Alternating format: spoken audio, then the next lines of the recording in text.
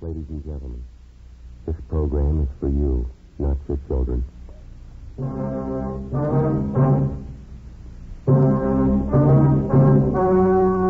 story you're about to hear is true. Only the names have been changed to protect the innocent. Fatima Cigarettes, best of all long cigarettes, brings you Dragnet.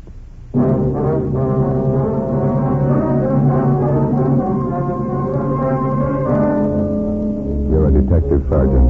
You're assigned to Juvenile Bureau. A worried mother calls your office and reports that her 4-year-old twin girls are missing. Hours pass. The children fail to turn up. Your job? Find them. You'll be amazed when you compare Fatima with other long cigarettes. You'll find they now cost the same. But in Fatima, the difference is quality. You see, Fatima is the quality king-size cigarette because it contains the finest domestic and Turkish tobaccos superbly blended. And Fatima is extra mild with a much different, much better flavor and aroma than any other long cigarette. So compare Fatima yourself. Fatimas now cost the same as other long cigarettes, but your first puff will tell you... Ah, that's different. Yes, in Fatima, the difference is quality. Ask your dealer for Fatima, the quality king-size cigarette. Best of all long cigarettes. Start enjoying Fatima tomorrow.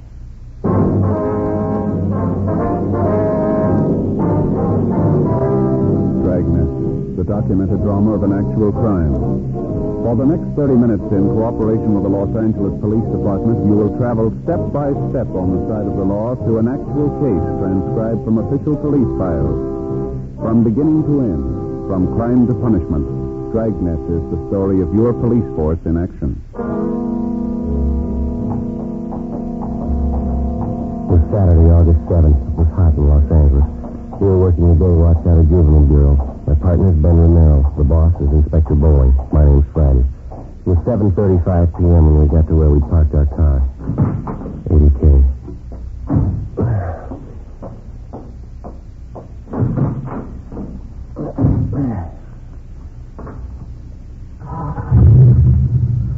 Let's see, your house is back that way, huh? Yeah.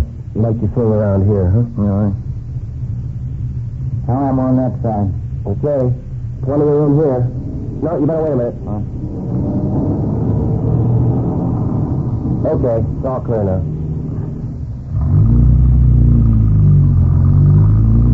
I don't know about you. I think there's something sour about the whole thing. Well, wait till we check at the house. The kids might have turned up while we were gone. I hope so. Sure hate to go back there empty-handed. Not one lousy lead. It's hard to figure. The little girls just wandered off. Somebody should have spotted them by this time. Unless there was some kind of an accident. Yeah. What time is that? 20 minutes to 8. 5 hours. That's a long time for a pair of 4-year-olds to be out of sight, isn't it?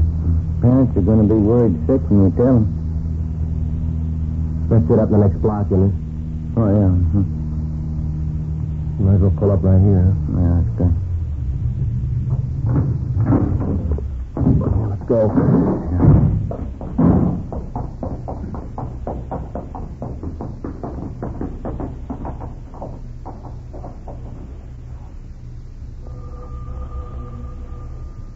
Lousy job.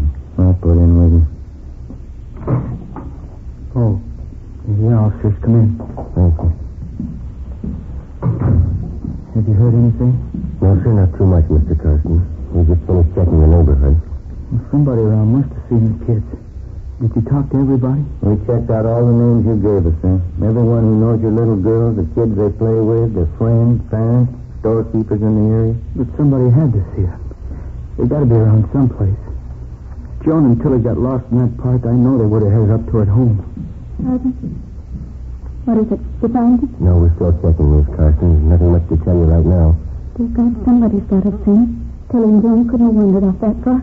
I don't think it's as bad as it might seem to you, ma'am. Children have been missing a lot longer than your 2 little girls and turned up all right. Just try to relax, Miss Carson. Why wasn't somebody seen? They wandered out from us in the park, but it's only 3 blocks from your house. Why isn't somebody seen? Dark out. God knows what could have happened to them, huh? Take it easy, honey. Don't start imagining things. I think it's just a matter of time, ma'am. We've got 3 teams of men working on it with us. Gotten out a broadcast on your old girl? It's tough to the standings on the street in the Peterson. Yes, ma'am, we did. We checked out all the names that you gave us. There is one thing we wanted to ask you about. What's that, Sergeant? Well, about the spot in the park where you had your picnic this afternoon, where the little girls wandered off from. Exactly where I pointed it out to the other officers by the eucalyptus grove, right off 7th Avenue, just about 3:30 this afternoon. We finished lunch. Frank was taking a nap, and I was reading. I saw the girls playing tag over by the tree. I looked up in a few minutes, and they were gone. Just like I told the other officers. Then you're sure about that location, huh? Of course I'm sure. Why should I lie to you? I want to find the girls. Please find them. Please. Yes, ma'am. Come on, honey. Take it easy, huh? It's just never happened to us before, Sergeant. Joan and Tilly's never gone off like this. It's not like them, that's all. They're only babies, really. Yes. Would you like me to get that for you, Mr. Carson? Yes, sir. Would you please? Sure. Oh, hi, Wilkie. Joe, anything? No, not yet. You? Want to step outside? Yeah. Yeah. Ralph and I checked with a guy who runs an ice cream wagon. He works the area in the park where the kids disappeared. What'd he tell you? He saw a couple of little girls about a half mile from that eucalyptus grove. About 3 o'clock this afternoon. They were with a man. Yeah. Says he saw the man put the kids in a truck and drove off with them. 8 p.m. Together with Tom Wilkie, Ben and I left the home of Mr. and Mrs. Frank Karsten, the parents of the missing girls, without telling them about the latest report. Until it was positively confirmed, we felt that telling them would serve no purpose other than to worry them needlessly. The ice cream vendor, a Mr. George Comanche, who had reported seeing the 4-year-old girls, considered to drive out with us to the park area where he'd spotted the children in the company of an unidentified man. I was right over there, officers. This big guy, mustache, he had the little girls, one on each hand. He was walking them out of that clump of trees over there. Think you can describe the man for us, Mr. Comanche? Well, I didn't look that close. I thought he was the father. The kids were sniffling, you know. Maybe like they'd been crying. Well, better check the ground over there by the trees, huh, Wilkie? Yeah, sure. Stan, Ralph, want to give a look over here? Didn't you notice anything at all about this man, Mr. Comanche? I mean, other than his mustache? Well, big man, big shoulders, regular truck driver, you know. Work shoes, blue shirt, blue pants, jeans, I guess. Mm-hmm. How about the color of his hair? Some kind of distinguishing marks, maybe? No, I don't know. I thought he was the father. The kids were sniffling, the little girls. Mm-hmm. Was anything wrong? It didn't look like it. Well, how about this man's truck? Did you notice that? No, I didn't. I was busy with the freezer motor then. Gives me lots of trouble all the time. What about the license number? Did you happen to look at that? Maybe I should have looked. I didn't. Bag of peanuts, officers? Warm, nice and fresh. Thanks. There you are. Why don't you eat them while they're warm? Good. No, I saved them for my boy. He's crazy for peanuts. No, Stan? Excuse us, Mr. Clancy. Sure. Go ahead.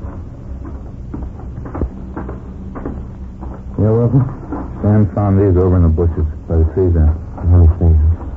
Little girl's petticoat, little girl's dress. Ripped to pieces. 8:24 p.m. The area where the torn clothing was found was roped off and checked for footprints and other physical evidence. None was found. Homicide detail was notified and joined in the investigation. The torn petticoat and dress were taken down to Lee Jones at the crime lab for examination. Then they were shown to the father of the missing children, Frank Karsten. He definitely identified them. The search for the 4-year-old twins, Joan and Tilly, was intensified. An emergency spot check was made of all known and registered sexual psychopaths. From the hundreds of names, the staff's office came up with one that might possibly tie in. He was listed as G.H.L. Gramberg. His address was at the end of 7th Avenue, close to the park area where the Karsten twins had disappeared. On his mama sheet, Gramberg was described as tall, well-built, dark hair with a mustache. We found him at his work, a small bar out in the Wilshire district. He was the organist there. Yeah, that's right. I live on 7th Avenue, right across from the park. What's the matter this time? Missing juvenile. Can you account for your time between noon and 6 o'clock tonight, Gramberg? I don't know if I can or not. I don't keep a daily log, you know. They didn't tell me how to do that. Well, tell us where you were between noon and 6 tonight. That's all we want to know. That's quite a bit, don't you think? Suppose I told you I was playing canasta with a maiden aunt. Would that shock you? Look, we're not in the mood for smart answers. You just give us an alibi we can check, that's all. I don't know why you always have to bother me when something happens. You made your own reputation. We didn't. Now, what about it? I left my apartment about 11:30 this morning. I went down to Union Hall and paid my dues. Had lunch with some friends at the Blue Pigeon out in Woodcock. Then we went on a tour of one of the studios. All right? So your friends confirm that story for you? No, they won't. They left town tonight. The 8:15 train for San Francisco. Oh, yes, Mr. Selden? A special friend of mine from up north, Graham, wants to hear Indian Love Call, okay? Certainly, Mr. Selden, right away. What about it, Gramberg? Who's vouching for your alibi? Already told you. My friends left town. You can check with a guard at the movie studio if you want. We had a pass. Time punched in, time punched out. It should be all there.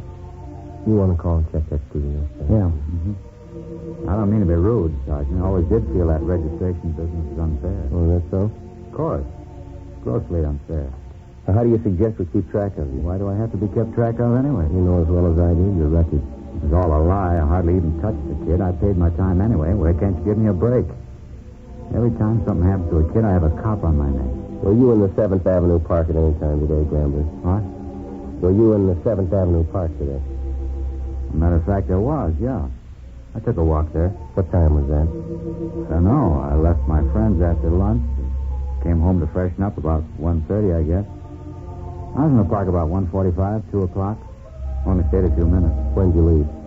About 2:15. You went from the park to meet your friends at the studio? Exactly right, yes.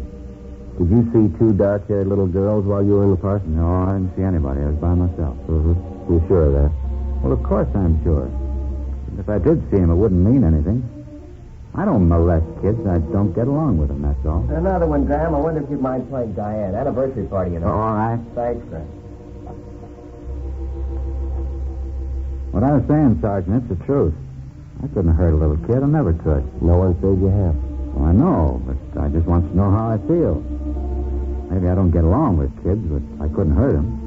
Little girls especially. I like kids, really. I just don't understand how I like them. Real strange thing, isn't it? Yeah. Joe, can I see? Did you talk to the studio? Yeah, I checked with the guard. What'd he say? Gramberg was there from 2:30 to 4:30. You double-checked the time? Yeah, his alibi is good.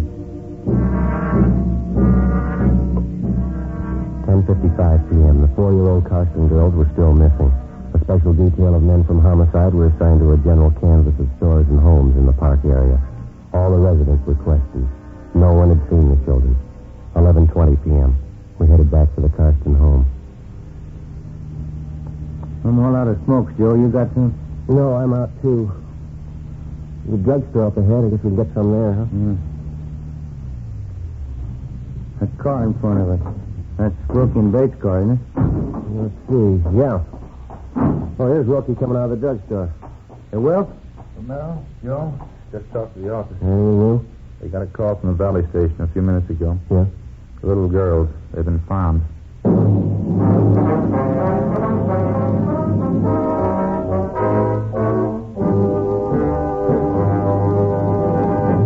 You are listening to Dragnet for the step-by-step solution to tonight's authentic case history. Here, step by step, are the actual reasons why Fatima is the quality king-size cigarette.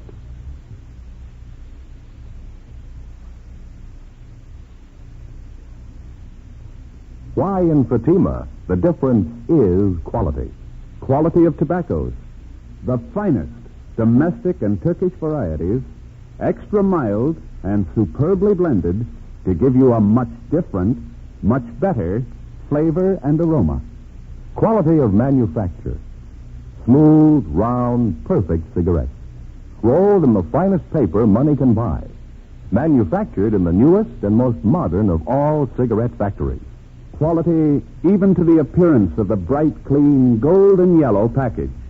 Carefully wrapped and sealed to bring you Fatima's rich, fresh, extra mild flavor. Compare Fatima yourself. Fatimas now cost the same as other long cigarettes, but your first puff will tell you, Ah, that's different. yes, in Fatima, the difference is quality. Insist on Fatima. Start enjoying the quality king-size cigarette. Fatima. Best of all long cigarettes.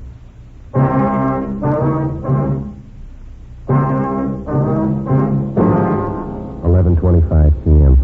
As soon as we got the word that the 4-year-old Carson twins had been found, Ben and I drove back to the office where Inspector Bowling filled us in. A few minutes past 11 p.m., a motorist out in the valley spotted the two small girls walking hand in hand along a deserted side road off Ventura Boulevard. Their clothing was dirty and torn. They were alone. The motorist picked them up, took them to the Valley Division station where the girls were identified. We sent out a partial cancellation on the APB. The twin girls were taken to the Georgia Street Receiving Hospital where they were treated for cuts and bruises. Then they were returned to their home. The doctor reported that both girls had been criminally molested. The search for the abductor went on. Late the next day, Ben and I drove out to the Carson home to talk to the twins, Joan and Tilly. We had no luck at all. They were still shaken up from the excitement and shock of their experience. We went back to the living room with their mother, Helen Carson. It was the same thing this morning when I tried to question them. They just don't want to talk about it. Must have been horrible for us. Did they tell you anything at all, Mrs. Carson? Well, Joan just refuses to talk about it. She says the man was big. That's all I could get out of her. Tilly seems a little more willing to talk, though. She's always been a little more forward than Joan ever since they were babies. Well, I see. Well, could she add anything at all to what your other little girl told you about the man? She told her father the man had a mustache. Probably impressed her because my husband wears one, too. Mm-hmm. Pretty certain she's right about that. I can usually tell when she's making up things. Well, how about the way the man was dressed, his clothes? No, they didn't mention anything particular. Tilly told me the man was dirty. She said it 2 or 3 times. Dirty clothes. She might have meant the man had work clothes on. There's so many expressions, I don't know. Well, how did the man get your little girls into the truck? Did he offer them candy or something like that? Well, Tilly said something about a kitten. The man had a little kitten, and he was going to give it to them. I told him about that once. I told him 1,000 times. Stay away from strangers. Don't go with them. Yes, ma'am. Did they tell you anything else at all about the man's description? Mm-hmm. Tilly said the man was big. I don't know if you could count on that. Everybody looks big to her. I talked to her an hour, but she just kept repeating the same story.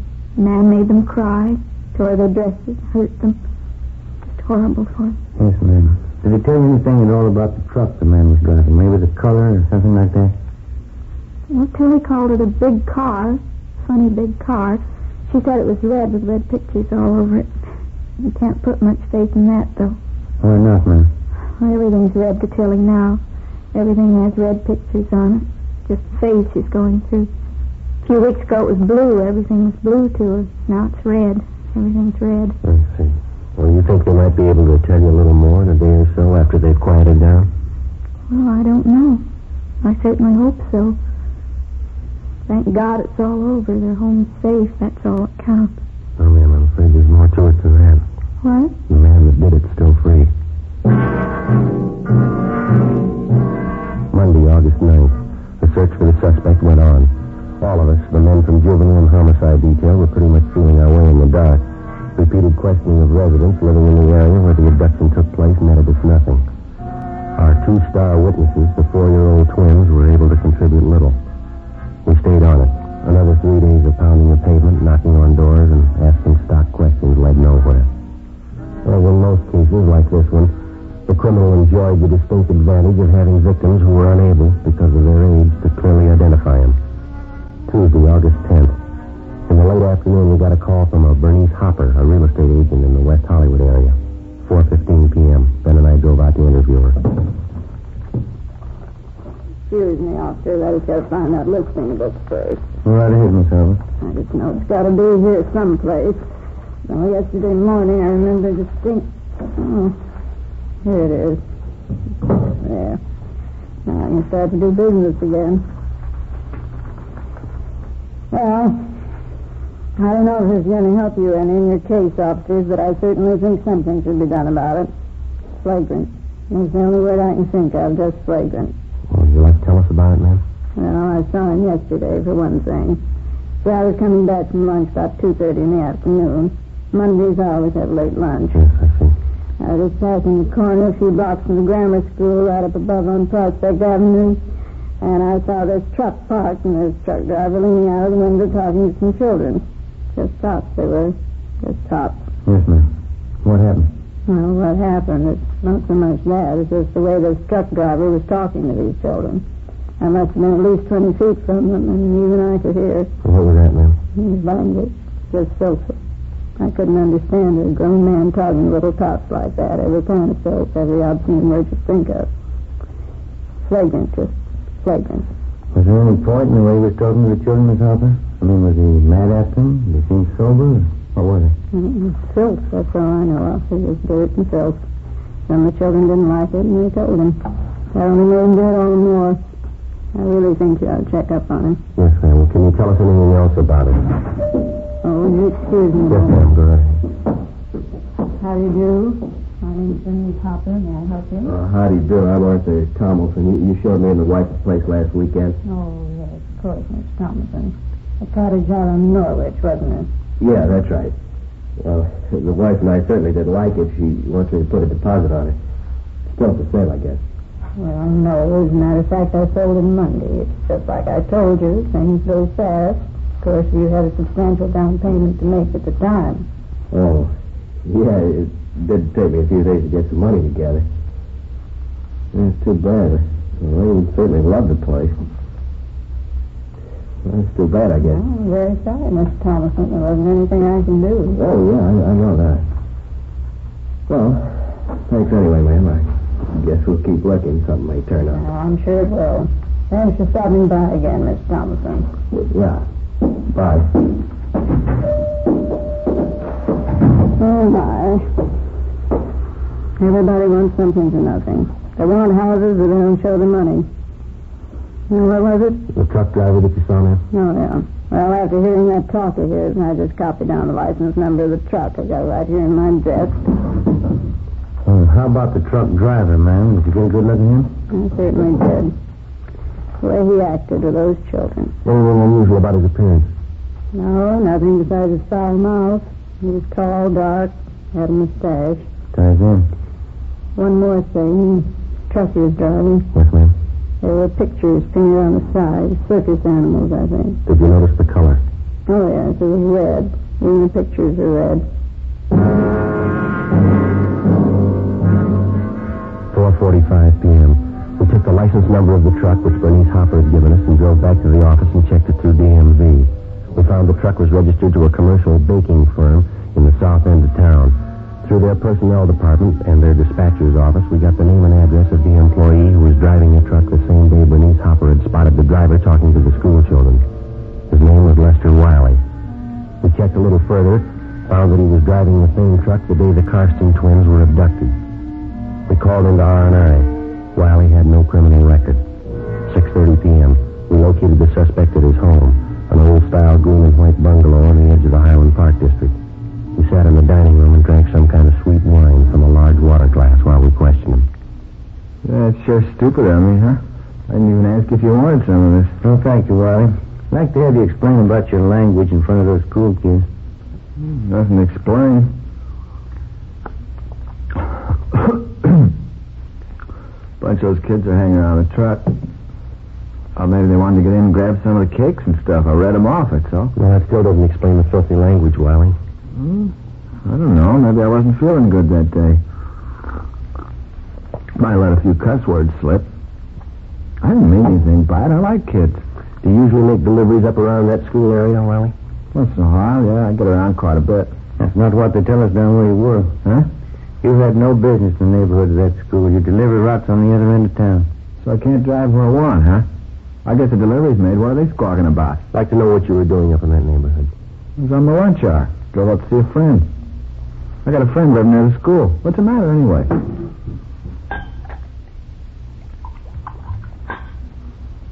Don't you think you've had enough of that? Look, you're not telling me what I have to do in my house. It's my house. I want a glass of wine, I have it. You're not telling me what to do. All right, Wiley, just take it easy. Take it easy, nothing. I talked to you too long enough. There's the door. You're not coming in here telling me what to do. You better get your coat. We'll talk downtown. We're not talking any place. Now get out. Get out of this house right now. Afraid your alibi's not going to hold up, Wiley? Is that it? I don't know what you're talking about. You're trying to frame me. Don't you think I know that? That doesn't make much sense. Why should we want to frame you? I know what you're getting at. No, just what you're getting at. Those two little girls last week, you're going to say I took them. You're going to say I did things to them. Well, I didn't. It had anything to do with it. Didn't you? Oh, no. No, I didn't. Oh, look, I'm sorry. Why don't you sit down? I didn't mean what I said. I just got nervous. Sure, Wally, we understand. Why don't you let me get a couple of glasses, huh? Have some of this wine. Warms you up. Good. Oh, thank you. Just like to have you straighten us out on a couple of things, and we'll let you alone. Yeah? I'd like to know if you can account for your time between 12 noon and 11 p.m. last Saturday.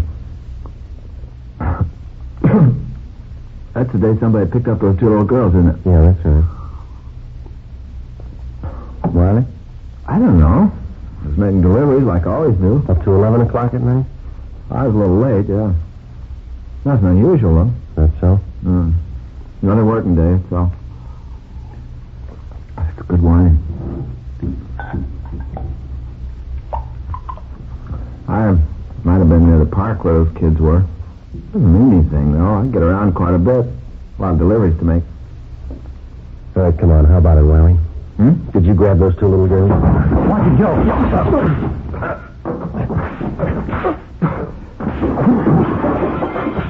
All right, mister, that's enough. Get out of my house. Get out of my house. All right, Ben, get him on him. Yeah, all right. You never prove it, you know that. Now, what about it, Wally? It's no use. No good at all. You want to tell us about it? I didn't mean it, that's all.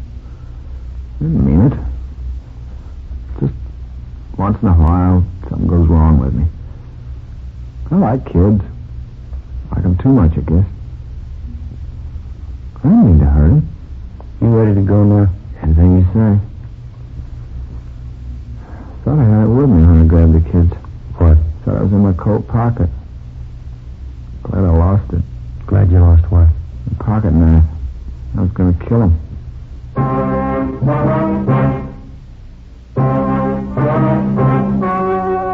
story you have just heard was true. Only the names were changed to protect the innocent. On December 10th, trial was held in Superior Court, Department 87, City and County of Los Angeles, State of California. In a moment, the results of that trial. Now, here is our star, Jack Webb. Thank you. Friends, as you might have heard me say before, on Dragnet, we try to present the kind of entertainment that you want. You're the boss. We feel the same way about Fatimas. If you like them, you'll smoke them. It's just that simple. As for me, I like them. But what's more important, I'm convinced that you will, too. Fatimas have a much different, much better flavor and aroma than any other long cigarette. So I suggest that you buy a pack of Fatimas and see for yourself. When you do, I'm sure you'll agree with me and thousands of other regular Fatima smokers. In Fatima, the difference is quality.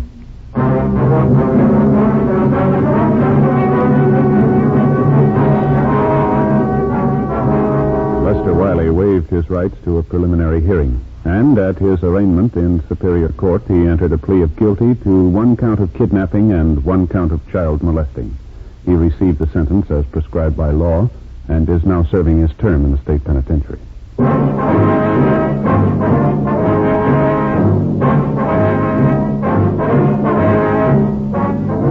You have just heard Dragnet, a series of authentic cases from official files. Technical advice for Dragnet comes from the Office of Chief of Police W.H. Parker, Los Angeles Police Department. Fatima Cigarettes, best of all long cigarettes, has brought you Dragnet, portions transcribed from Los Angeles. Now there's more exciting listening with Counter Spy on NBC.